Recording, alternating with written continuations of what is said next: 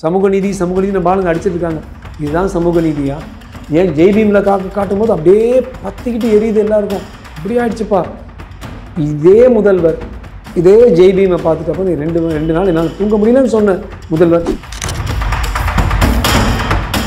ராமச்சந்திரனுங்கிற ஒரு sub inspector வந்து அந்த சிசிடிவி எடுத்துகிட்டு போயிடுவானா, அந்த வீடியோவை டிவிஆர் எடுத்துகிட்டு போயிடுவானா.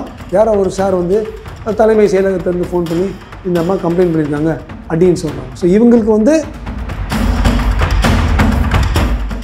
லோவர் அப்டமனில் அடி இருக்குது, அவனோட ஏரியாக்கிட்ட அடி இருக்குது. சச்சின் அங்கே அடித்தா கூட அங்கேருந்து ரத்தம் கசிவு ஏற்படும். அவன் வந்து சிறுநீர் போகும்போது அந்த ரத்தம் வெளியில் வரும். மண்டையில் போட்ட அடி வந்து பிரெயினில் ஒரு ப்ளீடிங் அது உருவாகி அந்த பிரெயின் ப்ளீடிங் தான் காதில் வந்து ரத்தம் வந்துருக்கு. இதே மாதிரி தரத்தரம் எடுத்துட்டு 4 ஃபார்ம் ஹவுஸில் வச்சுட்டு, ஏன்னா கவுன்சிலர் தோட்டம் எங்கே போயிருக்காங்கன்னா அவன் கவுன்சிலர் தோட்டத்தில் அடித்தாங்க சார்னு கோயிலில் சொன்னாங்க. கவுன்சிலர் யார்? அங்கே இருக்கிற திமுக கவுன்சிலர். சிவகாமியை நிக்கிதாவுடைய ஃபோன்ஸ் எடுத்துட்டு யாருக்கு அவங்க ஃபோன் பண்ணிடுவாங்கன்னு பார்த்து செக்ரட்டேரியட்டு அந்த போலீஸ்காரனுக்கு பார்த்தா சிபிஐ 2 நாளில் பண்ணிவிடுவாங்க. ஐயோ அநியாயம். அவர் சொன்னது நான் ஒத்துக்கவே மாட்டேன். எந்த பெற்றோரும் அது மாதிரி நினைக்கக்கூடாது, பேசக்கூடாது. நாங்கள் அவங்க கிரீடு, நீ கிரீடியாக இருந்தால் நீ வேலை செஞ்சு நீ சம்பாதிச்சுக்கணும்.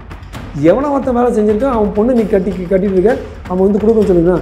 இவனுங்களை வந்து என்ன பண்ண, இந்த மாடப்புறத்தில் இருக்கிற இந்த போலீஸ்காரங்க ஸ்பெஷல் சிறப்பு படையில் இது மாதிரி ஆட்கள்கிட்ட அனுப்பி விடுது, அன்னைக்கு உள்ளே போட்டுருக்கு. அது நான் அந்த பணக்காரங்க இல்லை, திமிரு பிடிச்ச பணக்காரங்க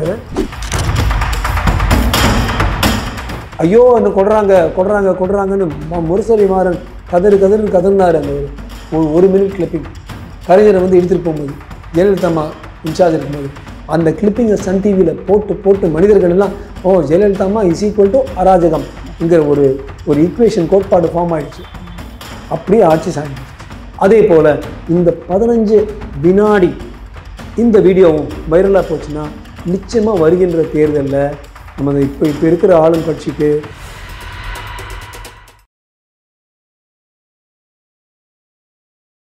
இளைய பாரதம் நேயர்களுக்கு வணக்கம். என்று நம்மோடு இணைந்திருக்கும் சிறப்பு விருந்தினர் லைஃப்லைன் ஹாஸ்பிட்டல் சேர்மன் திரு டாக்டர் ராஜ்குமார் அவர்கள். வணக்கம் அஞ்சு. நேயர்களுக்கு வணக்கம். அஜித்குமார் அவருடைய மரணத்தை பற்றி பார்த்துருப்போம். ஸோ உங்ககிட்ட நான் என்ன கேட்கணும்னு நினைக்கிறேன்னா, கண்டிப்பாக அந்த போஸ்ட்மார்ட்டம் ரிப்போர்ட் அப்படின்றத பார்த்துருப்பீங்க. அதில் 44 காயங்கள் இருந்தது. எந்தெந்த இடத்துல ஒரு இடமும் விடாமல் எல்லா இடத்துலையும் வந்து கவர் பண்ணி அடிச்சிருக்காங்க அப்படின்றதும், எந்த அளவுக்கு ஒரு கிரட்ஜ் இருந்தால் அந்த மாதிரி அடிக்க முடியும் அப்படின்றத இந்த point of view of justice வந்து அதை சொல்லியிருக்காங்க. இந்த point of view of doctor அந்த காயங்களெல்லாம் பார்க்கும்போது உங்களுக்கு என்ன தோணுது டாக்டர்? சம்மந்தப்பட்ட அந்த நீதி அரசர் கூட மதுரை உயர்நீதிமன்றத்தில் நீதி அரசர் சொல்லியிருக்காரு, கொலைகாரன் கூட இது மாதிரி கொடூரமா இது மாதிரி நம்ம தாக்க மாட்டான்னு சொல்லியிருக்காரு. மேலாக பார்த்தா 18 காயங்கள், இங்கங்கே சிராய்ப்பு, அடி, மணிக்கட்டில் இது மாதிரிலாம். உள்ளே பார்த்தா உள்காயங்கள் பார்த்தா 26. ஆக 26, 18 சேர்த்தா 44 இடங்களில் பயங்கரமான காயங்கள். என்னை பொறுத்த வரைக்கும் அஞ்சு ஒரு கோபம், ஏன்னா இவன் வந்து நம்ம இடத்துல ஒன்று எடுத்துட்டான், நம்ம ஒரு பொண்ணை தூக்கிட்டான், அப்பேற்பட்ட ஒரு கோபத்தினால பண்ண விஷயத்தோட ஒரு பாம்பை வந்து சில பேர் பார்த்தீங்கன்னா பசங்க குச்சி வச்சு அடிப்பாங்க, செத்துடும். அப்புறம் கூட சும்மா அடின்னு சும்மா அடிப்பாங்க. அதாவது அந்த அடிக்கிறதே நான் ஒரு மனிதன், நீ ஒரு பாம்பு, நீ ஒரு ஜீவன் தான், அடித்து கொல்லுவாங்க. அப்பேற்பட்ட ஒரு கேஷுவல்னஸ், இவ்வளோதானே நீங்கிற ஒரு ஆணவம் இந்த அடிகளில் தெரியுது. பதவி துஷ்பிரயோகம், சக்தி துஷ்பிரயோகம் ஒவ்வொரு அடியிலையும் தெரியுது. அந்த 15 வினாடி வீடியோ நான் பார்த்தேன். அதில் கூட அவன் அடிக்கிறத பார்த்தா ஒரு போருக்கு போகிற ஒரு வீரன் ஒருத்தன் அடிப்பான், செத்த பாம்பு அடிக்கிற ஒருத்தன் ஒரு மாதிரி அடிப்பான். இது வந்து அந்த செத்த பாம்பு அடிக்கிற மாதிரி தான் இருந்துச்சு.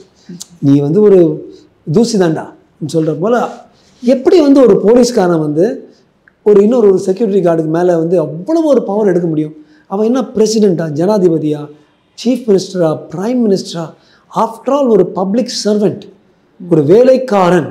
1948 ராதாகிருஷ்ணன் பிரசிடென்ட் சொல்கிறார், ஒவ்வொரு கவர்மெண்ட் சர்வெண்ட்டும் ஞாபகம் வச்சுக்கணுமா, அந்த தனக்கு முன்னால் இருக்கிறான் பாருங்கள் ஒருத்தர், இந்த அஜித்குமார் முன்னால் இருக்கிறான், அவன் வேலை வந்து இந்த அஜித்குமாரால் தான் அது சஸ்டெயின் ஆகுது. 2, இந்த அஜித்குமாருக்கு முன்னால் இருக்கிறவனுக்கு நீதி ஃபுல்லாக பண்ணி அவனுக்கு என்ன பண்ணணும், look at the citizen as the end not as the means. இவங்க வந்து அஜித்குமார் வந்து ஒரு பான், பகடாடுறதுக்கு ஒரு உருட்டுறதுக்கு ஒன்று பகடக்காய்.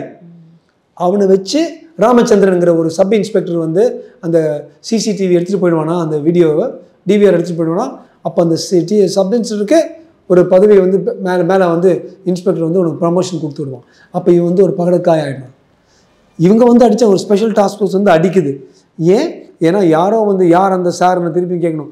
யாரோ ஒரு சார் வந்து தலைமை செயலகத்திலேருந்து ஃபோன் பண்ணி இந்த அம்மா கம்ப்ளைண்ட் பண்ணியிருக்காங்க அடின்னு சொல்கிறாங்க. ஸோ இவங்களுக்கு வந்து இவன் ஒரு பகடக்காய். இவன் அடிக்கிறதுனால செக்ரட்டரியேட்டில் இருக்கிற வந்து தலைமை அலுவலகத்தில் இருக்கிற செயலகத்தில் இருக்கிற ஆட்கள் கிட்ட இவங்களுக்கு வந்து ஒரு நல்ல பேர் கிடைக்குது. ஸோ நீங்கள் பார்த்தீங்கன்னா ஜனாதிபதி ராதாகிருஷ்ணன் சொன்னது தான் இவங்கெல்லாம் பண்ணுறாங்க.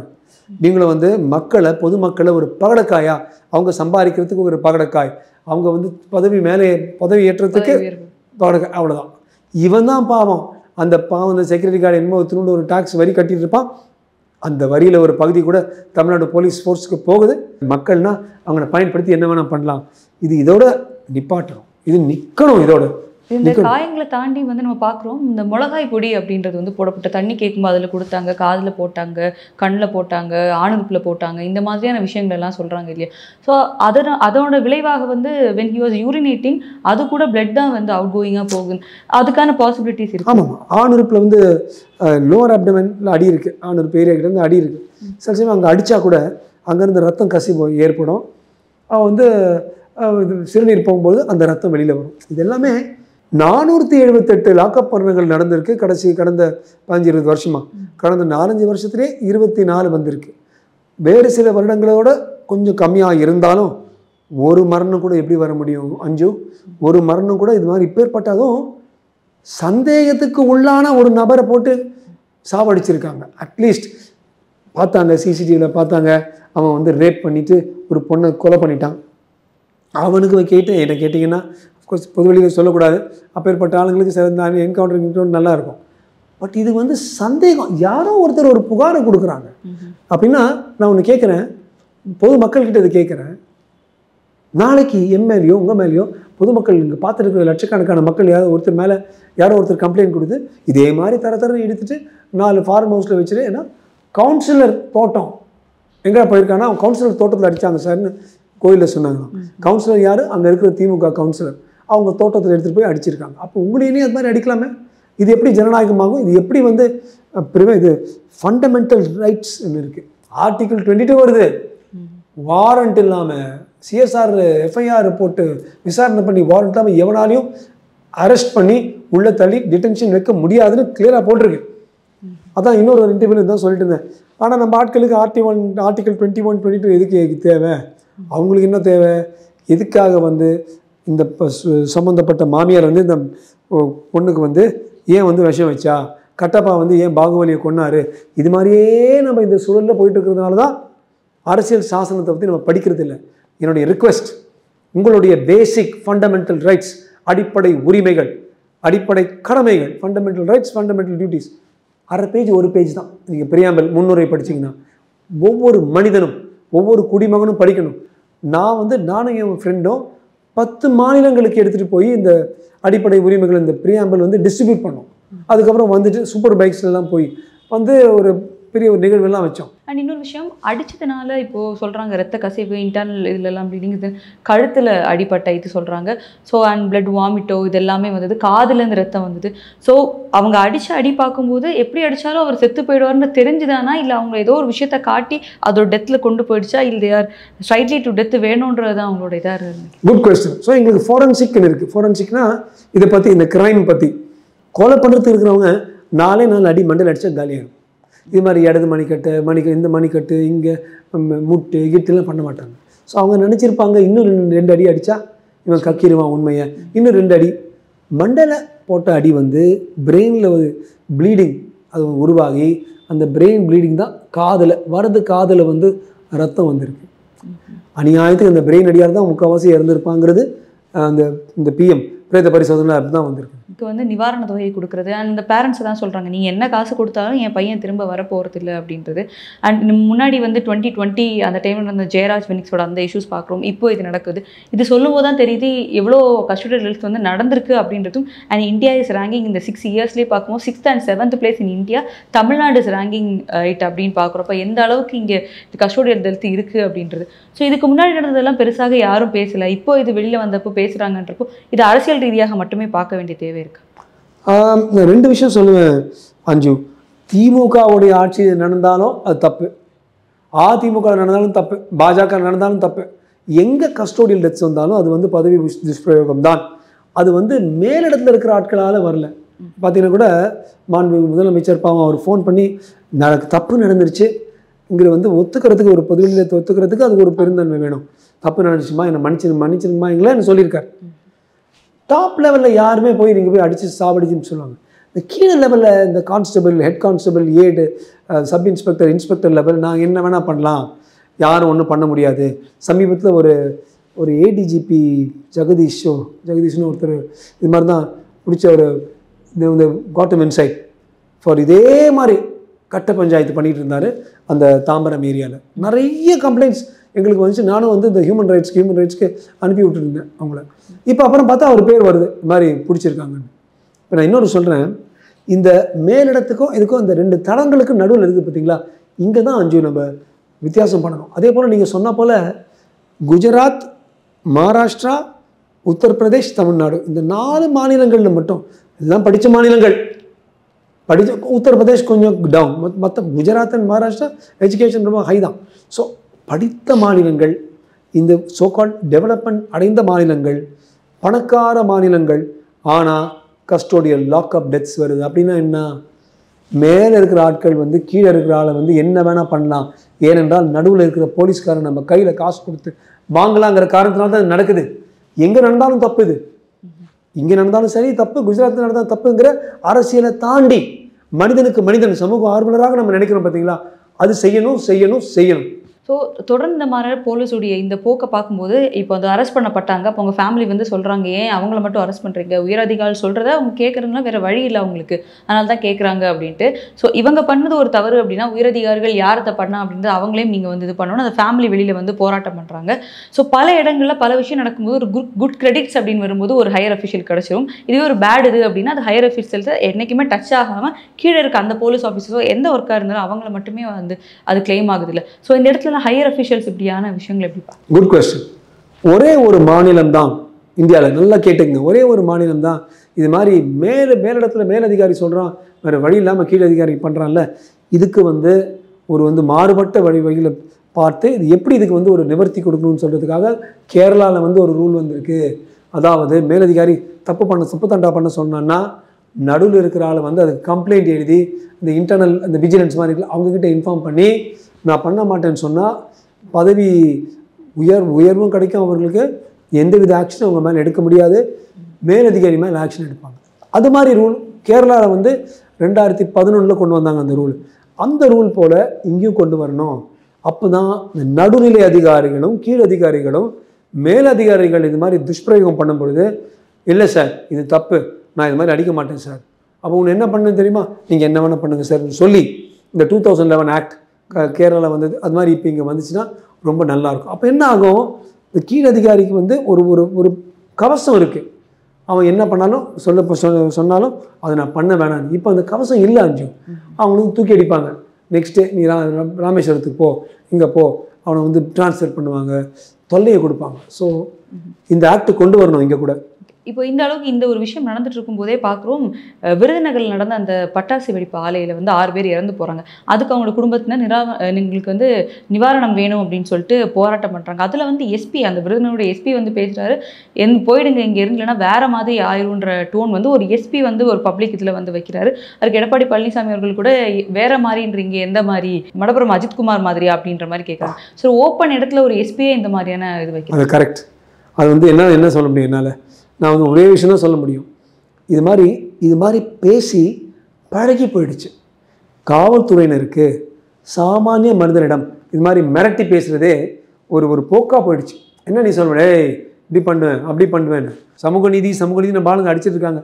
இதுதான் சமூக நீதியா? ஏன் ஜெய்பீமில் காட்டும் போது அப்படியே பத்திக்கிட்டு எரியுது எல்லாருக்கும், இப்படி ஆயிடுச்சுப்பா. இதே முதல்வர் இதே ஜெய்பீமை பார்த்துட்டப்போ நீ ரெண்டு நாள் என்னால் தூங்க முடியலன்னு சொன்ன முதல்வர், அவர் மேலே இடத்துல இருக்கும் பொழுது அவருடைய மாநிலத்தில் இது மாதிரி வருது, அவர் அனுமதி கொடுக்க முடியுமா?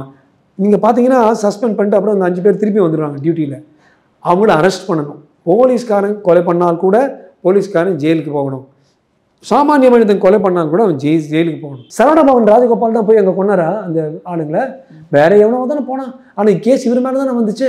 அப்படி ஒரு மேலதிகாரி இந்த கீழதிகாரி அனுப்பியிருக்காங்கல்ல, அந்த மேலதிகாரி எப்படி சரவணபவன் ராஜகோபால் போனாரோ? யார் அந்த சார்? யார் அந்த மேலதிகாரி? முதலமைச்சர் சொல்லட்டுமே. நயனா நாகேந்திரன் ஒரு அறிவிப்பு ஒன்று விட்டுருந்தார். உண்மையை நீங்கள் புதைக்காதீங்க, யார் அந்த மேலதிகாரி கண்டுபிடிச்சி அவங்களையும் உள்ளே கொண்டு வாங்கன்னு. அப்படி பண்ணால் அப்போ எது நீதி நியாயம்? ஏன்னா ஏதோ ஒரு மேலதிகாரி தலைமை செயலகத்திலேருந்து ஒரு ஃபோன் வந்திருக்கு. அந்த தலைமை செயலகத்துக்கு ஏன் ஃபோன் வருது? ஏன்னா இந்த நிகிதா அவங்க அம்மா சிவகாமி, இவங்க 2 பேரும் அவங்க சொல்லியிருக்காங்க. ரொம்ப ஈஸியாக சிவகாமியை நிகிதாவுடைய ஃபோன்ஸ் எடுத்துகிட்டு யாருக்கு அவங்க ஃபோன் பண்ணியிருக்காங்கன்னு பார்த்து செக்ரட்டேரியட் அந்த போலீஸ்காரனுக்கு படுத்தா சிபிஐ 2 நாளில் பண்ணிவிடுவாங்க. இப்போ ஆல்ரெடி ஃபோன்ஸ் பீன் டன். எங்கே போனாலும் அவங்க அந்த ஃபோன் நம்பர் வச்சு பிடிச்சிட முடியும். ஸோ அது சீக்கிரமாக ஆக்ஷன் எடுத்து, ஆமாம் இப்படி நடந்துச்சு, இனிமேல் இப்படி நடக்கக்கூடாது, சம்மந்தப்பட்ட அத்தனை பேரும் உள்ளே போகணும் அப்படின்னு ஒரு முதலமைச்சர் சொன்னார்னா ஒரு டாப் கிளாஸ். அதுக்கு பதிலாக யாரும் இல்லை, சாரும் இல்லை, இப்படி அப்படி மழுப்புனாங்கன்னா தப்பு. இன்னொரு விஷயம் பொதுவெளியில் சொல்ல விரும்புகிறேன். அஞ்சு, ஒரு கண்டன ஆர்ப்பாட்டம் வருது. திருப்பதி நாராயணன் திட்டுறாரு. ஏன் திட்டுறாரு? தப்பு நடந்திருக்கு. தப்பு நடக்கலையா? நான் ஒரு முதலமைச்சர், நான் சொல்கிறேன் தப்பு நடந்துருச்சுமா மன்னிச்சிருங்க. இன்னொருத்தர் சொல்கிறான் நீங்கள் தப்பு பண்ணிட்டேன்னு சொல்கிறாங்க. அப்போ தப்பு நடந்திருக்கா இல்லையா? நடந்திருக்கு, நானே ஒத்துக்கிட்டேன். அவர் தப்பு நடந்திருக்கு, நாங்கள் அராஜகம் ஒழிக்கணும்னு சொன்னால் கத்திட்டு போக விடணும். இதுதான் சரியான நாகரிகம். நானே தப்புன்னு ஒத்துக்கிட்டேன். அவன் திட்டிட்டு போகிறான். நீ திட்டினா நான் உதவின்னு சொல்ல முடியுமா? என்ன பண்ணுறாங்க? திருப்பி போலீஸ் வர்றாங்க. போலீஸ் என்ன பண்ணுறாங்க? திருப்பி அராஜகம் பண்ணுறாங்க. திருப்பி இவரை பார்த்து கை கால் பிடிச்சி இழுக்கிறாங்க. அஞ்சு, ஐயோ என்ன கொள்றாங்கன்னு முரசொலி மாறன் கதறினார். அந்த ஒரு மினிட் கிளிப்பிங் கலைஞரை எடுத்துகிட்டு போகும்போது, ஜெயலலிதா அம்மா இன்சார்ஜ் இருக்கும்போது அந்த கிளிப்பிங்கை சன் டிவியில் போட்டு மனிதர்கள் எல்லாம் ஜெயலலிதா அம்மா இஸ் ஈக்குவல் டு அராஜகம் என்கிற ஒரு ஈக்குவேஷன் கோட்பாடு ஃபார்ம் ஆயிடுச்சு. அப்படியே ஆட்சி சாஞ்சிடுச்சு. அதே போல் இந்த 15 வினாடி இந்த வீடியோவும் வைரலாக போச்சுன்னா நிச்சயமாக வருகின்ற தேர்தலில் நமது இப்போ இருக்கிற ஆளும் கட்சிக்கு இது ஒரு பெரிய ஒரு திருப்பத்தை உண்டாக்கி சாய வைக்கிறதுக்கு வாய்ப்பு இருக்குது. இப்போ திருமாவளவன் இதுக்கு ஒரு ஸ்டேட்மெண்ட் சொல்லியிருக்காரு. இப்போது இதுக்கு துரிதமாக நடவடிக்கை எடுத்தாச்சு, நீங்கள் ஏன் போராட்டம் பண்ணலன்னு கேட்கும்போது சொல்கிறாங்க, அதுக்கு எதுக்கு நாங்கள் பண்ணணும், நடவடிக்கைகள்லாம் கரெக்டாக தான் சிஎம் அவர்கள் எடுத்துகிட்டு இருக்காரு அப்படின்றதும், இது எந்த கட்சி இருந்தாலும் யார் இருந்தாலும் இந்த மாதிரி விஷயங்கள்லாம் நம்மளால் தடுக்க முடியாது, இது போலீஸார் செய்யும் தவறு அப்படின்ட்டு, நானே சிஎம் ஆனால் கூட இதெல்லாம் சரி பண்ண முடியாது அப்படின்ட்டு ஓப்பனிங் ஹிஸ் ஹேண்ட் அப்படின்ற மாதிரி, யார் இருந்தாலும் இப்படி தான் நடக்கும், கட்சியெல்லாம் பிரச்சனை இல்லை அப்படின்ற மாதிரி ஒரு ஸ்டேட்மெண்ட்டை வைக்கிறார். அப்படி சொல்கிறாரு. ஒன்று, ஒருவேளை அவர் சிஎம் ஆக மாட்டாருங்கிற ஒரு கட்டாயமாக ஒரு நம்பிக்கையில் அப்படி சொல்லாமல் தெரியல. பட் பல நாடுகளில் பயங்கர க்ரைமு கொலை எல்லாம் இருந்த நாடுகளில் இப்போ க்ரைமே இல்லாத நாடுகளாக மாறி வர்ற ஒரு பொண்ணான நேரத்தில் நம்ம வாழ்ந்துட்டுருக்கோம். இப்படி நடந்து தான் ஆகும் சொல்கிறது கைவிரிக்கிறது ஒரு தலைவருக்கு அவ்வளவு தகாத ஒரு வாக்குமூலம்ங்கிறத நான் சொல்லுவேன். அப்போ இதே மாதிரி திருப்பூரில் ரித்தன்யா அப்படின்ற ஒருத்தவங்க டவுரி இதால் நாங்கள் அது பார்க்குறோம், நம்ம எந்த அளவுக்கு எவ்வளோ கோடி செலவு பண்ணி அந்த கல்யாணம் பண்ணுறாங்க அப்படின்னும், அதன் பிறகும் ஃபிசிக்கலி மென்டலி அந்த பெண்ணை எந்த அளவுக்கு இது பண்ணுறாங்க, தென் ஷி இஸ் சூசைடிங் அப்படின்ற ஒரு விஷயமும் நம்ம பார்க்குறோம். அதே மாதிரி அவங்க அப்பா பேசும்போது ஒருவனுக்கு ஒருத்தி அப்படின்ட்டு சொல்கிறாங்க. பட் சேமஸ் என் பொண்ணு ஒரு கல்யாணம் வேற ஒரு ரீமேரேஜ் பண்ணுமா இல்லை அதே ரிலேஷன்ஷிப்பில் போகணுமா என்ன அப்படின்றது அவளுடைய விருப்பம், ஒரு தனிப்பட்ட மனுடைய விருப்பம்.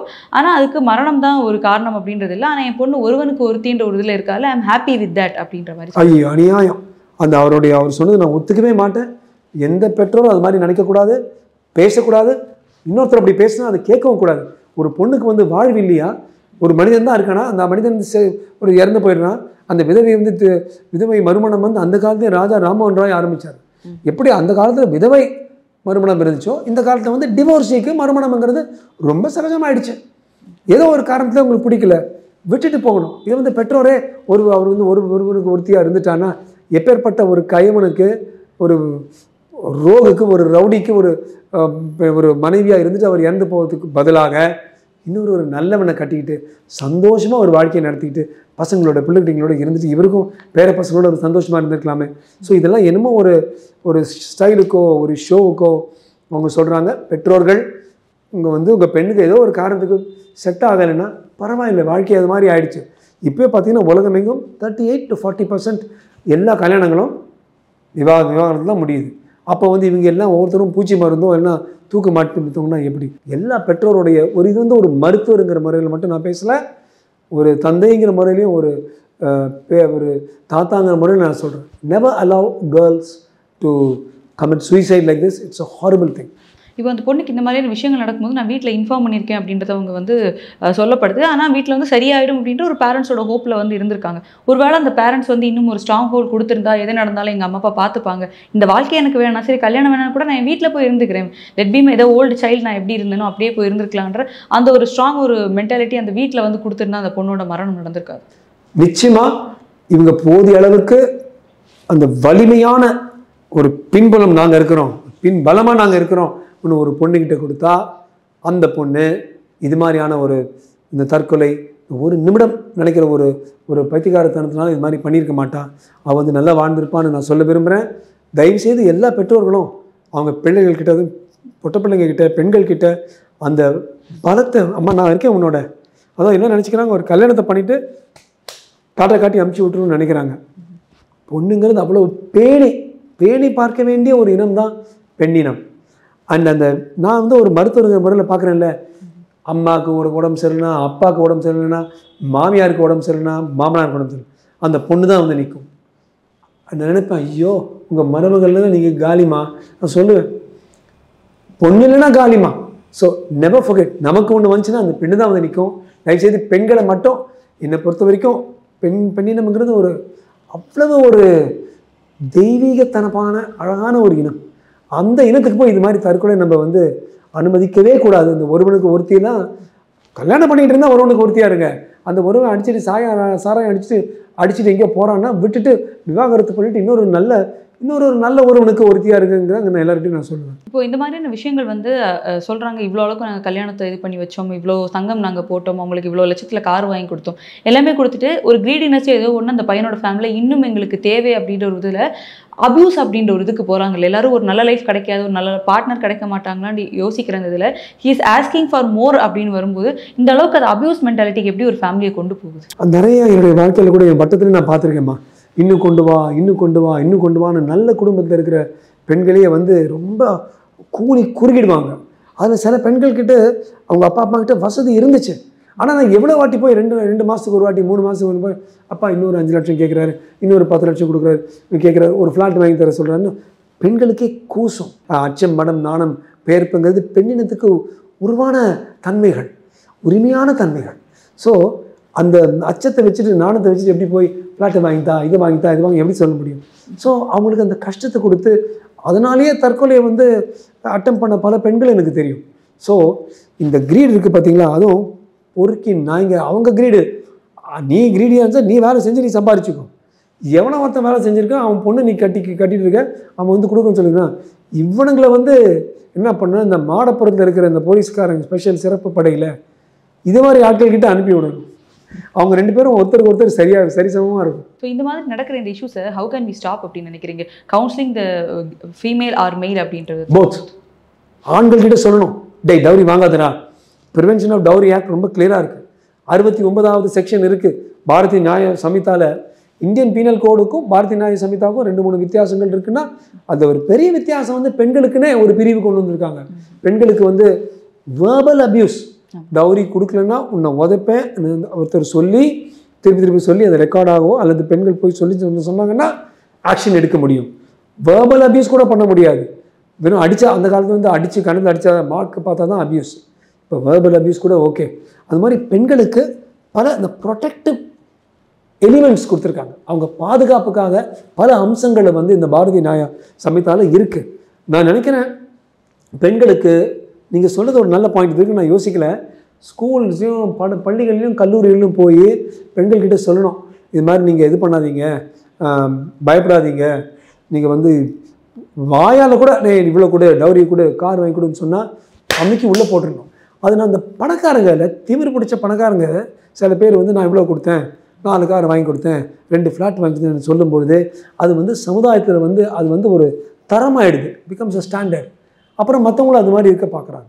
ஏன் எவ்வளவோ நல்ல பெரிய குடும்பங்கள்லேருந்து எங்களுக்கு டவுரியெல்லாம் வேணான்னு சொல்லும்போது நானும் என் தம்பியெல்லாம் கல்யாணம் பண்ணும்போது 35-40 வருஷம் முன்னால் 1 பைசா டவுரி வாங்காமல் ரொம்ப கிளியராக இருக்கும்.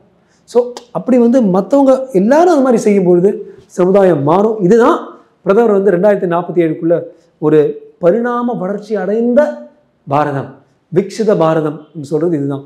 அதாவது விக்சித பாரதம் வெறும் ஏவுகணைகளில் மட்டும் விக்சித பாரதம் வராது, பெண்களுடைய பெண்ணினத்துடைய பாதுகாப்பில் வரும்.